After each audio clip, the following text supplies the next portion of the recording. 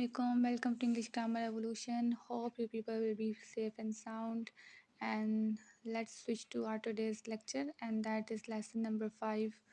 And this lesson is about structure of a sentence. Okay, let's move to our first slide. First of all is structure of a sentence. जैसा कि topic के नाम से apparent है, एक जुमले की साख्त के बारे में आज का लेक्चर है हमारा। कोई भी सेंटेंस जो है वो किन कंपोनेंट से, किन बेसिक चीज़ों से मिलके बनता है, आज के लेक्चर में हम ये देखेंगे। पहला पॉइंट देखें, sentence must contain a subject and a verb. कोई भी जुमला हो, उसकी कंपोजिशन कुछ इस तरह से होती है कि उसमें एक सब्जेक्ट और एक वर्ब का होना ज़रूरी है। सब्जेक्ट, जैसा कि मैंने अपने प्रीवियस लेक्चर्स में भी बताया कि जुमले के अंदर यूजुअल टर्मिनोलॉजी में हम कहते हैं काम करने वाले को, या उर्दू ग्रामर के अंदर जिसको कहते हैं फ़ाइल, वो होता है हमारा सब्जेक्ट। और verb, since it is a part of speech और ये एक एक्शन वर्ड होता है, वर्ब को हम उर्दू ग्रामर में फ़ेल बोलते हैं, जिसमें किसी भी काम का करना, होना या सहना पाया जाता है। तो बेसिकली सेंटेंस के स्ट्रक्चर में सबसे पहले दो चीज़ों का होना बहुत ज़रूरी है, जो कि सब्जेक्ट और वर्ब हैं। They can be the parts of speech in the sentence as well.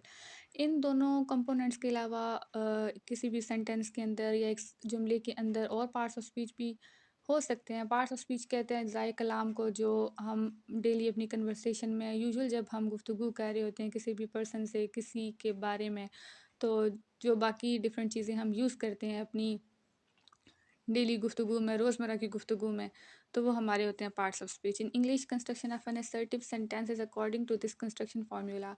सबसे पहले हम देखते हैं कि असर्टिव सेंटेंस, जिसको हम डिक्लेरेटिव स्टेटमेंट भी बोलते हैं, या हम उसको स्टेटमेंट सेंटेंस भी कह सकते हैं। कोई भी ऐसा जुमला जिसमें सिंपली कोई ना कोई बात जो है वो कन्वे की जा रही होती है, बताई जा रही होती है। एक पॉजिटिव सेंटेंस होता है, मस्बत जुमला होता है, या उसको हम अफर्मेटिव सादा जुमला भी कह सकते हैं। तो इंग्लिश में एक असर्टिव सेंटेंस की जो कंस्ट्रक्शन है, जो कंपोजिशन है, वो इस फार्मूला के मुताबिक होती है। सबसे पहले आता है सब्जेक्ट, उसके बाद आता है हेल्पिंग वर्ब, फिर होता है वर्ब, और उसके बाद होता है ऑब्जेक्ट। तो हेल्पिंग वर्ब जो है वो सेंटेंस के अंदर काम करता है। सिंस इसका नेम है हेल्पिंग वर्ब, तो ये वर्ब की हेल्प करने के लिए सेंटेंस में मौजूद होता है। और ऑब्जेक्ट वो होता है, उर्दू ग्रामर में इसको कहते हैं मफ़ूल, और ये वो होता है, वो कंपोनेंट होता है जिस पर काम हो रहा होता है। अगर सब्जेक्ट काम करने वाला है तो ऑब्जेक्ट वो चीज़ है जुमले के अंदर जिस पर काम हो रहा होता है। तो किसी भी असर्टिव सेंटेंस में इंग्लिश ग्रामर के अंदर कंस्ट्रक्शन फार्मूला जो है, या स्ट्रक्चर सेंटेंस का कुछ यूँ होता है कि उसमें सबसे पहले सब्जेक्ट आता है, फिर हम हेल्पिंग वर्ब ऐड करते हैं जिसका काम उस सेंटेंस के अंदर वर्ब को असिस्ट करना होता है, और उसके बाद हमारा वर्ब आता है जो मेन एक्शन होता है, काम होता है, और फाइनली हम ऑब्जेक्ट ऐड करते हैं।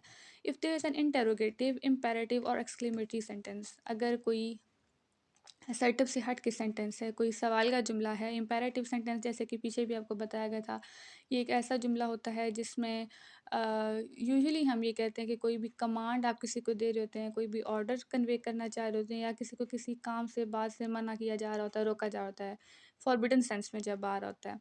या एक्सक्लेमेटरी सेंटेंस वो होता है जो जिस सेंटेंस के अंदर आप अपनी अचानक से पैदा होने वाले जज्बात या एहसासात को एक्सप्रेस कर रहे होते हैं।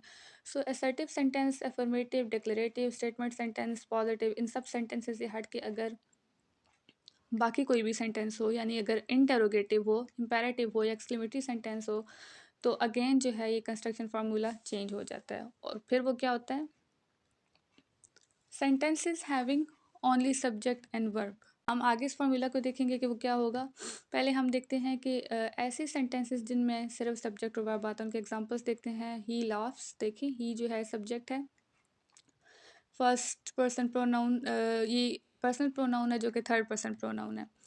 लाफ्स, हंसता है, ये लाफ जो है यहाँ पे ये वर्ब है। वी वेंट, हम गए, वी सब्जेक्ट है, वेंट यहाँ पे वर्ब है। जो मेन वर्ब जो है गो की सेकंड फॉर्म है, गो जाना, और वेंट गए। आई गो, मैं जाता हूँ, सब्जेक्ट प्लस वर्ब। दे वीप, वो रोते हैं, subject plus verb.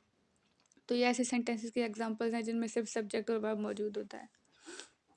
The assertive sentences having other parts of speech along with subject and verb are. अब ऐसे असर्टिव सेंटेंसेस जिनमें सब्जेक्ट और वर्ब के साथ साथ दूसरे पार्ट्स ऑफ स्पीच भी इंक्लूड किए जा सकते हैं, उनके एग्जांपल्स देखें। He has done his homework, वो अपना घर का काम कर चुका है। तो ही हमारे पास सब्जेक्ट है। हैज़ यहाँ पे हेल्पिंग वर्ब है, जो कि आगे हम टेंसेस जब करेंगे तो देखेंगे। हैज़ यहाँ पे हमारा प्रेजेंट परफेक्ट टेंस का हेल्पिंग वर्ब है, जो हम ही, शी, इट या किसी भी सिंगल नाउन के साथ यूज़ करते हैं जब वो एज अ सब्जेक्ट सेंटेंस के अंदर आ रहा होता है। हिज होमवर्क, हिज जो है ये ही का पोजेसिव केस बताया जा रहा है, ही जो है वो सब्जेक्टिव केस है और हिज इसका पोजेसिव केस है। और होमवर्क जिस पर काम हो रहा है यानी घर का काम, ही हैज़ डन हिज होमवर्क, वो अपना घर का काम कर चुका है। डू की थर्ड फॉर्म सिंस ये प्रेजेंट परफेक्ट टेंस है तो यहाँ पे हम वर्ब की पास्ट पार्टिसिपल फॉर्म यूज़ करते हैं, थर्ड फॉर्म यूज़ करते हैं जो डू की डन है।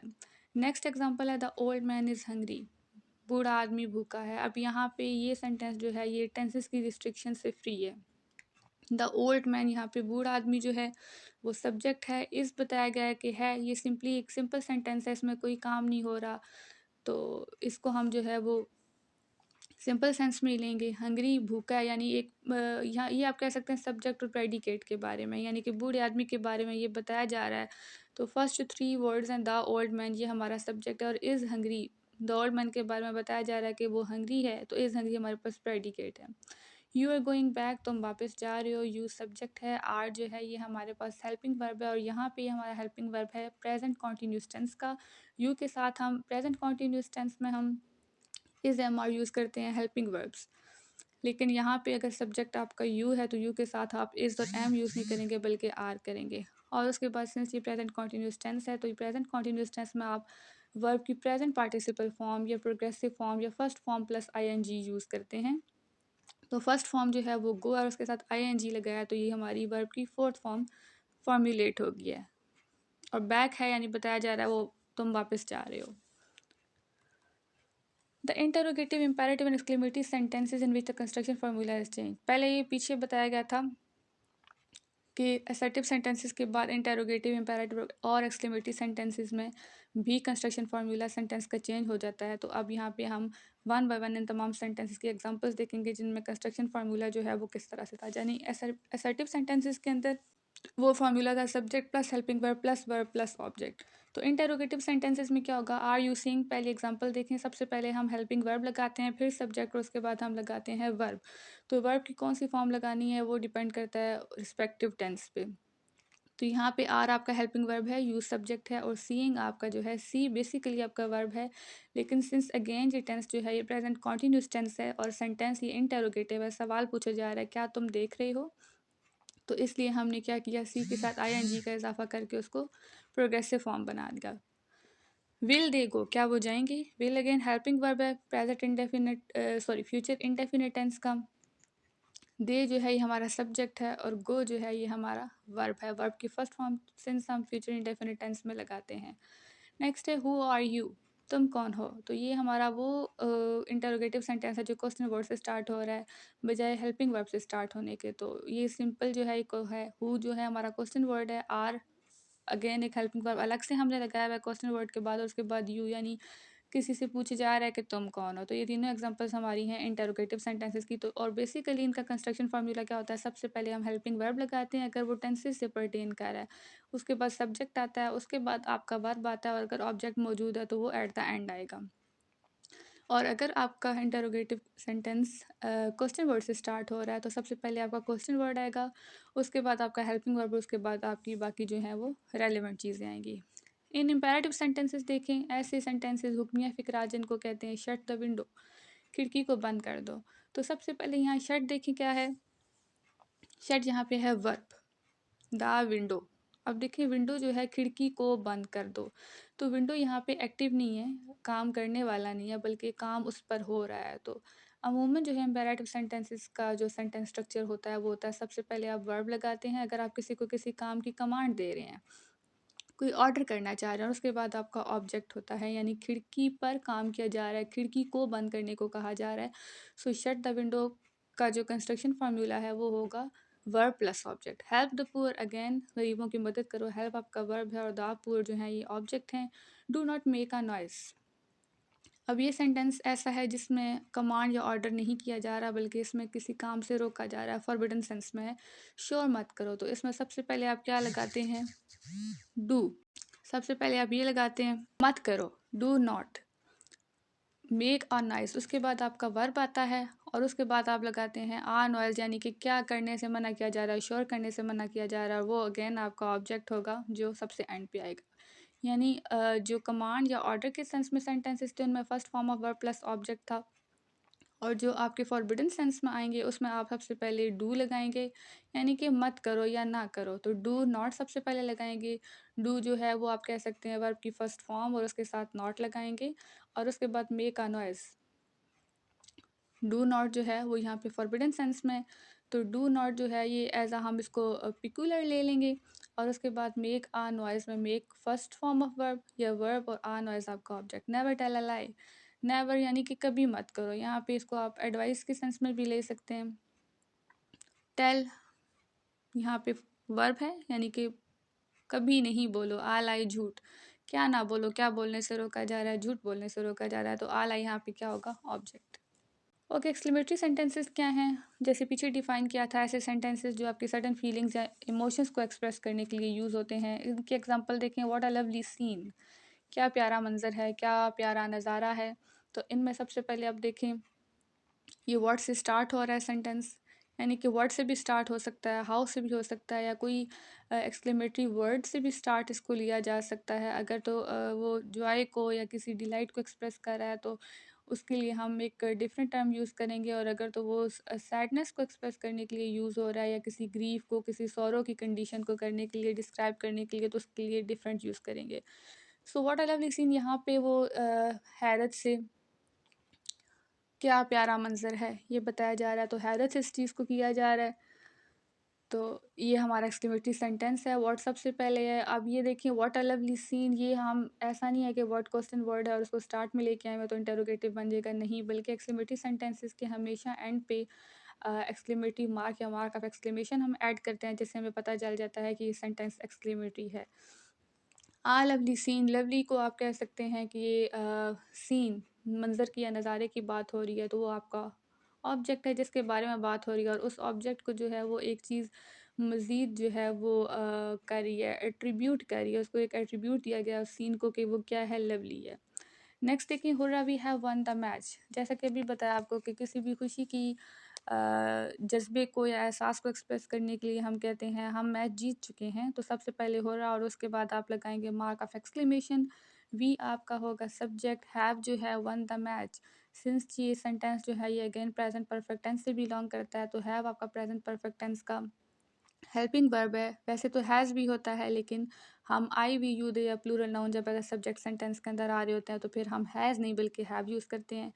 तो जीतने को कहते हैं विन, लेकिन यहाँ पे प्रेजेंट परफेक्ट टेंस में हम विन की थर्ड फॉर्म यूज़ करते हैं, जो कि क्या है, वन द मैच, यानी किस पर काम हो रहा है जुमले के अंदर, हम क्या जीत चुके हैं, मैच जीत चुके हैं। तो हुर्रा जो है ये हमारा यहाँ पे होगा मेन एक्सक्लेमेटरी वर्ड है जो है को एक्सप्रेस कर रहा है, और we have won the match बाकी का रेस्ट ऑफ द पार्ट है। Alas, she has lost her daughter, तो अलाउस यहाँ पे अफसोस के मानों में आ रहा है। शी जो है अलाउस के बाद आप एक्सक्लेमेटरी मार्क ऐड करेंगे। शी सब्जेक्ट है, हैज़ ऊपर वाले सेंटेंस की तरह, जैसे ऊपर वाला सेंटेंस प्रेजेंट परफेक्ट टेंस से बिलोंग कर रहा था, अगेन ये भी उसी टेंस से कर रहा है, लेकिन यहाँ पे सब्जेक्ट शी है, तो इसके लिए हम इसके साथ हैव नहीं बल्कि हैज़ लगाएंगे, क्योंकि अगर आपका सब्जेक्ट ही शी या सिंगुलर नाउन हो प्रेजेंट परफेक्ट टेंस के अंदर, तो फिर आप हैज़ यूज़ करते हैं बजाय हैव यूज़ करने के। अब उसने अलॉस, अफ़सोस, उसने अपनी बेटी खो दी, तो खो देना होता है लूज़, और लूज़ की थर्ड फॉर्म हम प्रेजेंट परफेक्ट टेंस में यूज़ करेंगे, लॉस्ट हर डॉटर, अपनी बेटी। तो हर डॉटर यहाँ पे क्या है, जिस पर काम हो रहा है, उसने क्या खोया, अपनी बेटी को खो दिया, तो हर डॉटर यहाँ पे होगा ऑब्जेक्ट। अच्छा, अब देखते हैं points to remember at the end of the lecture. The subject, subject क्या होता है सेंटेंस के अंदर, जैसे कि सो फार आपको मैंने नॉर्मली बहुत कुछ बता दिया इसके बारे में। It is the subject in the sentence is the thing that performs the action of a verb. किसी भी जुमले के अंदर सब्जेक्ट एक ऐसी चीज़ होती है जो वर्ब के एक्शन को परफॉर्म कर रही होती है। वर्ब जो आपका as a part of speech आ रहा होता है सेंटेंस के अंदर, उसके काम के बारे में बता रहा होता है सब्जेक्ट, वो काम कर रहा होता है, ठीक है। एक्चुअली वो काम परफॉर्म कर रहा होता है। इट इज़ अ पर्सन और थिंग डूइंग समथिंग। ये कोई भी शख्स या कोई भी चीज़ हो सकती है सेंटेंस के अंदर, सब्जेक्ट जो होता है जो कुछ ना कुछ कर रहा होता है। सेकेंड पॉइंट है the object is the person. Thing और प्लेस, यानी पहले हमने सब्जेक्ट देखा, अब हम ऑब्जेक्ट देख रहे होते हैं। यानी कि सब्जेक्ट होता है काम करने वाला और ऑब्जेक्ट होता है जिस पर काम किया जा रहा होता है। So it is the person, thing और प्लेस। सेंटेंस के अंदर ऑब्जेक्ट कोई भी ऐसा शख्स हो सकता है, कोई चीज़ हो सकती है या कोई जगह हो सकती है that is impacted by the action, जो मुतासिर हो रहा होता है उस काम से। यानी कि सब्जेक्ट अगर काम को परफॉर्म कर रहा है, वर्ब के एक्शन को वो एक्चुअली परफॉर्म कर रहा है, तो ऑब्जेक्ट जो है वो सेंटेंस के अंदर उस एक्शन से इम्पैक्ट बाय हो रहा है, वो उसका इन्फ्लुएंस ले रहा है, उसका इफेक्ट ले रहा है। It is having something done to it. ये एक ऐसी चीज़ होती है सेंटेंस के अंदर जो जिसके साथ कुछ हो रहा था, जिस पर कोई ना कोई काम हो रहा होता है। And what is verb? A verb is a word that indicates a physical और मेंटल एक्शन। एक वर्ब एक ऐसा लफ्ज़ होता है जो कि ज़ाहिर करता है किसी भी बज़ाहिर होने वाले किसी काम को, या कोई भी ज़हनी काम हो सकता है, जैसे कि थिंक, सोचना। तो सोचने के लिए हमें बज़ाहिर जो है फिज़िकली अपने किसी ऑर्गन को या किसी पार्ट ऑफ बॉडी को मूव करने की, या उसको जो है वो बज़ाहिर उसको एक्टिव स्टेट में रखने की ज़रूरत नहीं पड़ती, बल्कि ये एक मेंटल एक्शन होता है। और अ स्टेट ऑफ बीइंग, या एक होने की हालत होती है, एक आप कह सकते हैं उसका बस वजूद होता है। कोई भी एग्जिस्टेंस हो सकता है। It is an action word that describes what the subject is doing. Verb एक एक्शन वर्ड होता है जो कि बयान कर रहा होता है, बता रहा होता है कि सब्जेक्ट क्या कर रहा है। यानी कि सब्जेक्ट सेंटेंस में वो है जो कि वर्ब के एक्शन को परफॉर्म कर रहा है, ऑब्जेक्ट वो है जो कि उस एक्शन का असर ले रहा है, और वर्ब वो है जो बताता है कि सब्जेक्ट क्या काम कर रहा है। वो कोई भी काम हो सकता है, कोई फिजिकल एक्शन हो सकता है, कोई मेंटल एक्शन हो सकता है, या कोई भी आप कह सकते हैं स्टेट ऑफ बीइंग हो सकती है, किसी के होने की जो हालत होती है, किसी के होने का जो एहसास होता है, वो हो सकता है। That's all for today. Thanks for watching. Please subscribe the channel and don't forget to press the bell icon to stay in touch with more informative videos. Please like, share and comment on the specific video. Once again, thanks.